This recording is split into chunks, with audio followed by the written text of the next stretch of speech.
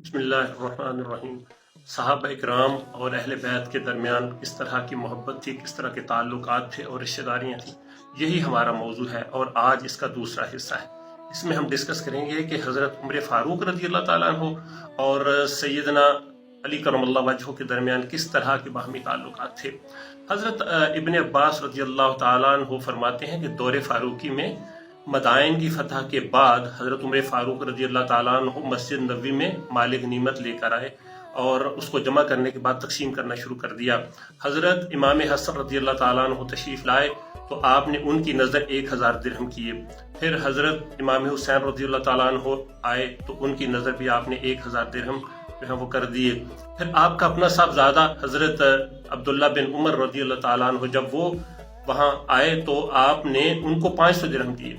अब बेटा जो है ना वो सवाल करता है कि ए अमीरुल मोमिनीन, आपने उनको जो है वो 1000 दिया और मुझे जो है वो 500 दिए। मैं जब अहदे रिसालत में जहाद करता था उस वक्त हसन हुसैन अभी बच्चे थे, जबकि आपने उन्हें 1000 दिए और मुझे जो है ना वो 500 दिया है। तो हज़रत उमर फ़ारूक रज़ी अल्लाह ताला अन्हु ने बड़ा ही प्यारा जवाब दिया।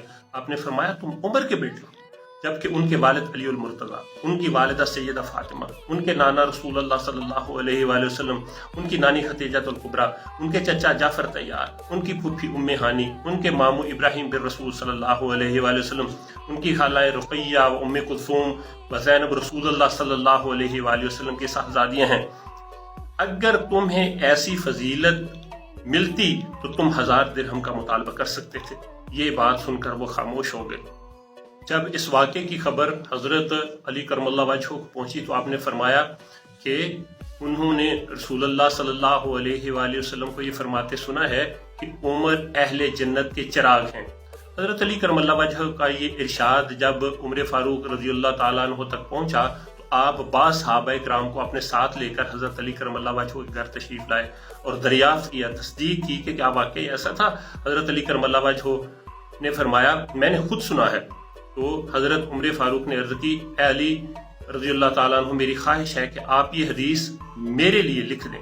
आपने ये तहरीर किया कि इस हदीस के ज़ामिन अली करमल्लाहु वजहू हैं और ये उमर फ़ारूक रज़ी अल्लाह ताला अन्हु के लिए नबी करीम सल्लल्लाहु अलैहि वसल्लम ने फरमाया, उनसे जिब्राइल ने और उनसे अल्लाह ताला ने फरमाया।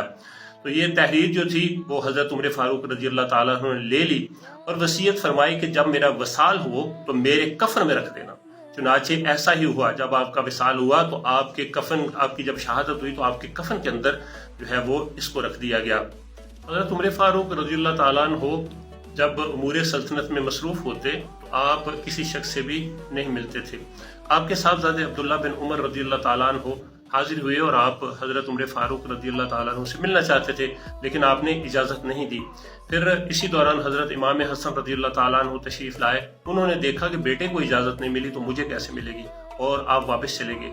जब हज़रत उमर फ़ारूक रज़ी अल्लाह ताला अन्हु को इस बात का पता चला तो आपने फरमाया कि उन्हें बुलाओ। वो आए तो फरमाया कि आपने आने की खबर क्यों नहीं दी। तो जवाब मिला कि मैंने सोचा कि बेटे को इजाज़त नहीं मिली, मुझे कैसे मिलेगी। तो आपने जवाब दिया वो उमर का बेटा है और आप रसूलुल्लाह सल्लल्लाहु अलैहि वसल्लम के बेटे हैं, आपको इजाज़त की क्या ज़रूरत है। उमर को आज जो इज्जत मिली है वो अल्लाह के बाद उसके रसूल और अहले बैत के ज़रिए से मिली है, आइंदा इजाज़त की कोई ज़रूरत नहीं है।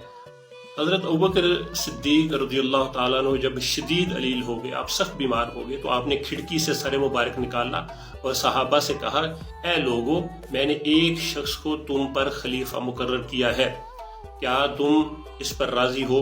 तो सब ने इत्तफाकन कहा कि ए खलीफतुर रसूल सल्लल्लाहु अलैहि वसल्लम, हम बिल्कुल राजी हैं।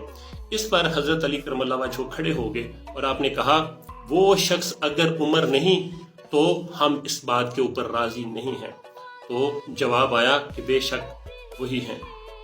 इमाम मोहम्मद बाकर रज़ी अल्लाह ताला अन्हु से रिवायत है कि जब विसाल के बाद हज़रत उमर फ़ारूक रज़ी अल्लाह ताला अन्हु को गुस्ल देकर कफन पहनाया गया तो हज़रत अली करमल्लाहु वजहू तशरीफ़ लाए और आपने फरमाया, उन पर अल्लाह की रहमत हो। मेरे नज़दीक तुम में से कोई शख्स मुझे उमर से ज़्यादा महबूब नहीं कि मैं उस जैसा अमालनामा लेकर बारगाह इलाही में हाजिर हूँ। और ये वाक़या तलखीस शाफ़ी कि सफ़ा नंबर 219 मतबूआ ईरान के अंदर मौजूद है। अब आप देखें कि तरबियत फारूकी का कितना असर है। آپ کے صاحبزادے حضرت عبداللہ بن عمر رضی اللہ تعالیٰ عنہ کے پاس ایک حاسد شخص ہے وہ حاضر ہوا اور حضرت علی کرم اللہ وجہہ کے متعلق سوالات کیے، تو آپ نے ان کی خوبیاں بیان کی۔ تو پھر آپ نے اسے کہا کہ لگتا ہے کہ تمہیں یہ خوبیاں جو ان کی میں نے بیان کی ہیں وہ بری لگی ہیں۔ اس نے کہا ہاں۔ تو آپ نے فرمایا اللہ تعالیٰ تجھے ذلیل و خوار کرے، جاؤ دفع ہو جاؤ، اور میرا جو نقصان تم کر سکتے ہو وہ جاؤ جا کے کر لو۔ اور یہ بخاری کی کتاب کے اندر باب مناقبت علی کے اندر موجود ہے۔ حضرت عمر فاروق رضی اللہ تعالیٰ عنہ سے روایت ہے، رسول اللہ صلی اللہ علیہ وآلہ وسلم نے فرمایا قیامت والے دن میرے حسب و نسب کے علاوہ باقی سارے جتنے بھی حسب و نسب ہیں سارے منقطع ہو جائیں گے۔ اسی بنا پر حضرت عمر فاروق رضی اللہ تعالیٰ عنہ نے حضرت سیدنا علی کرم اللہ وجہہ سے ان کی صاحبزادی ام کلثوم کا رشتہ مانگ لیا، اور ان سے ہی آپ کے ایک فرزند زید رضی اللہ تعالیٰ عنہ پیدا ہوئے۔ حضرت علی کرم اللہ وجہہ کا ارشاد بڑا قابل غور ہے۔ آپ نے فرمایا کہ جب تم صالحین کا ذکر کرو تو حضرت عمر فاروق کو کبھی فراموش نہ کرو، اور یہ تاریخ الخلفاء جو کتاب ہے اس کے صفحہ نمبر 195 میں موجود ہے۔ ان ساری باتوں سے آپ خود اندازہ لگا لیں کہ خلفائے راشدین، صحابہ کرام اور اہل بیت کے درمیان کتنے بہترین تعلقات تھے۔